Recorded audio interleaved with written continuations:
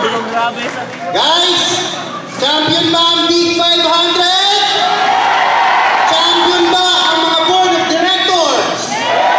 Champion ba yung products? Ito ang itatanong ko sa inyo. Champion ba si Lord? Kung naniniwala kayong champion si Lord, champion ka rin! Mga kaibigan, napakahirap maging champion. Dahil kakaunti pa lang ang mga nagiging champion. Pero you know why? Sasabihin ko sa inyo, para maging champion ka, kailangan pagbutihan mo, kailangan focus ka. Focus ba kayo? Gutom na ba kayo? Ilipas din yan. Hirap maging champion, pero kailangan maging champion kayo. Bakit?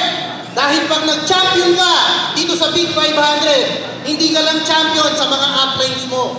Hindi ka lang champion sa management. Hindi ka lang champion sa mga downlines mo.